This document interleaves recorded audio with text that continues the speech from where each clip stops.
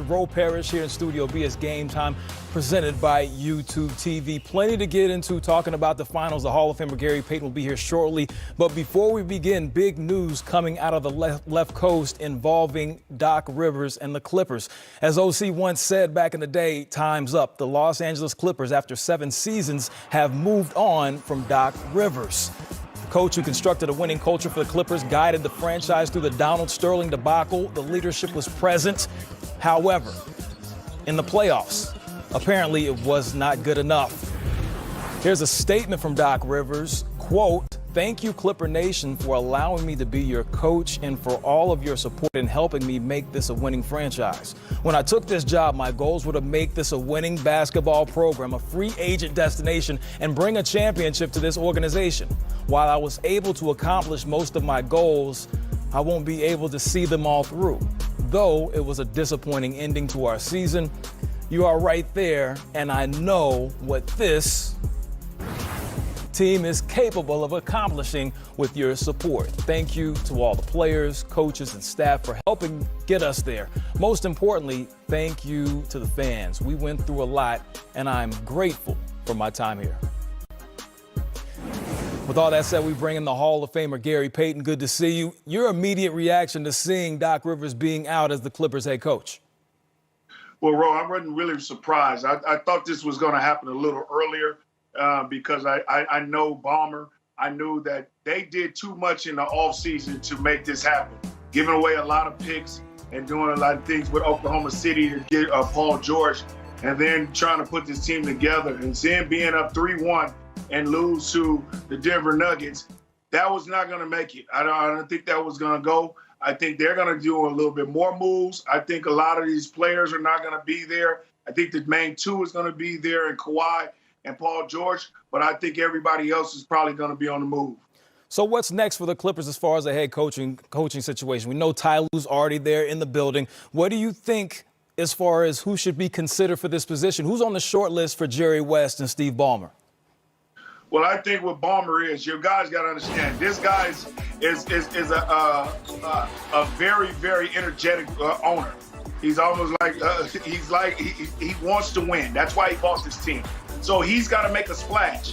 He wants to overtake the Lakers. And what he's going to do is I think he's going to hire somebody, and I think the best tool for him to hire to make a splash would be Ty Lue or Jason Kidd. I think both of them two would be a great splash for people, and people will be excited about these two guys because they are, with Ty Lue, he's won a championship with LeBron. And then all of a sudden, Jay Kidd, Hall of Famer, big-time player, and was very successful when he was coaching. I think that's what Ballmer wants. I think that's what Jerry West wants. I think they would go that route, and if they want to make a splash. That would be interesting to see. Jason Kidd, currently a part of the Lakers coaching staff. Obviously, that would be an easy move for him to go from one franchise to the other in Los Angeles. And, of course, I know you two are pretty close from back in the day. Well, everybody knows the Clippers were expected to challenge those Los Angeles Lakers. That's what a lot of people said. In the Heat, they faced the Lakers in Game 1 of the NBA Finals Wednesday. LeBron making his 10th appearance in the Finals. We hear from some of the key figures in this series. That's LeBron. Now we move forward to AD, the top pick from 2012, led the Lakers in the majority of the statistical categories, the leading scorer in 9 of 15 playoff games, and had that game winner in the Western Conference Finals. Jimmy Buckets. For a time is a charm for Jimmy B, a match made in heaven in Miami. Hey, those previous teams, they're looking at him now like, hey, we shouldn't have let him go. And then there was the Man Bam, the ultimate rim protector in the Eastern Conference Finals. First-time All-Star, led Miami in points, rebounds, assists, and field goals in the Eastern Conference Finals. Now we hear from some of the key figures in the finals. You know, they're extremely well coached. You know, obviously, they got a lot of ways that they can beat you. To me, they have 3 All-Star level players in Butler, Bam, and I've always felt Goran Dragic when healthy. You know, we feel good about it.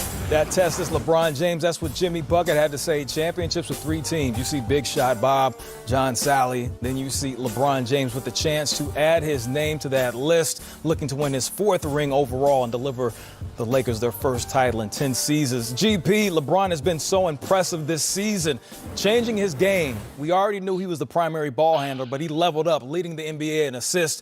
What is so impressive to you about this version of LeBron? About how his age doesn't let him see like how old he is. I think he's still 17 myself. You know what I'm saying? With all the stuff he do in the off season where he keep his body real in condition. And this guy is just a freak of nature. He's still doing things that I didn't think that a 35-year-old would be able to do. And what is he doing? He's averaging 26, 10, and 8. That is incredible for a guy at his age in 17 years in the NBA. And I bow down to him for this. And this is what he's doing. He's just keeping himself fresh. He's keeping himself humble. And he's just trying to win another championship and keep on putting the legacy on his name and keep doing great things in this NBA and put himself at a high pedestal. Then there's this running mate, AD. A lot was done to get him to Los Angeles, including picks and players. AD has performed admirably on the biggest stage. We have really never seen him so far playing deep into the playoffs. What's your assessment on AD? What type of grade does AD have so far from GP? I give him an A, Ro. I have to give him an A. Because the reason why I'm going to give him an A is he's been coming up. You remember in days Anthony Davis would get hurt, he'll fool around and miss about 6 or 7 games. Anytime he get a nagging injury now, he walks through it, he gets through it, and he comes back out and say, I'm playing.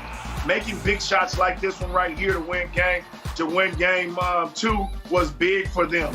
Then all of a sudden, I think LeBron James is the reason why he is the way he is now.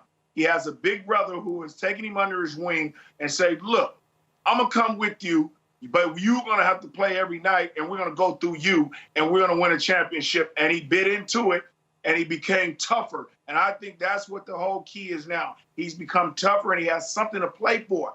On the other teams, like New Orleans, he wasn't playing for anything, man. He was always losing. So now he has something to play for. You talk about that toughness. That toughness is definitely going to get tested from his Big Blue Nation brethren, talking about Bam Adebayo for the Miami Heat. He is a problem on both ends of the floor, offensively and defensively. What have you seen from him that stands out the most that you like for the Heat in this series? Bro, I love this kid. This kid is sensational. When I watched him play last night, and all of a sudden, Eric Spoelstra started letting him handle the ball and bring it down as a big guard, point guard. And the things he was doing when he was dribbling the ball and going past people. And when he dunked that play in the middle of the rim, I said, he's here. He is for real, and I think he's going to be a problem. I'm waiting to see this matchup with him and AD because I don't think he's going to back down. I don't think AD is going to back down. This is going to be great TV for all of us. 2 game changers. I can't wait to see that matchup on the floor. The NBA Finals beginning Wednesday. Can't wait to watch. Well, he's a game changer, but there are future game changers that are entering into the NBA in November. The NBA draft is coming up. We get to hear from... There's one guy that never panics, that's for sure. Unafraid. Is there any doubt the guy lives for this time of game? Tenacious. Cold-blooded. That thing had ice on it. Heroic. He won the game! Find out the true meaning of clutch. Tuesday, September 29th, 8 p.m. Eastern on NBA TV. That's 3D right there. Can't wait to see him chop it up with some of the most clutch performers of all time. These players on this screen, can they be clutch? All sides point to the 2020 NBA draft being held November 18. And his name isn't expected to last long on the draft board. You see him there, LA's own big ball, LaMelo Ball. Listen closely right now to everything he has to say. How do you feel like going to Australia and working on your game there helped you? Honestly, I feel like that helps a lot. And I feel like that's how I am now with like any team that picks me, I'm good. Because just being over there, it's just a whole different world, you know, something you got to see. And then even with Lithuania, been through that too. So it's just a whole lot of stuff I've been through to make me who I am today. your dad has kind of come out publicly and said, you know, he doesn't think you're a good fit with the Warriors. I think probably mostly because of their star power they already have at the guard position. Do you agree with that sentiment? Well, I'm my own man. He his own man. So he has his opinions, I have mine. And like I said, I feel like I can play on any team, do good anywhere I go. What do you think about the fit next to Steph, particularly? Now, like I said, anywhere is great fit. I mean, it's the NBA. You put me with good players, I feel like it's even going to be better. LaMelo not expected to go to last long, and I like the shot in there that he made sure his dad heard for everybody to listen. We can talk about that for another day. Let's focus on the basketball. LaMelo's shown that he can score. He's used to being in the spotlight. However, what are some of the challenges he's going to face playing point guard at the next level on the court? Well, Ro, you got to understand, it depends on what team he goes to. If Minnesota takes him, he's not going to be on a good team, but he's going to have some players with Towns and Russell that can work with him. And then if he goes to Golden State, he has two. He's already coming into a prime time, and all he has to do is just play his game and don't worry about nothing else, because you're going to have Steph Curry and Clay and Draymond Green with you. So you're coming into a situation where they're champions already. They had all year because everybody was hurt and everybody left. But you're going to be fine. But what I think I'm going to give him advice on, you have to come in and play your game.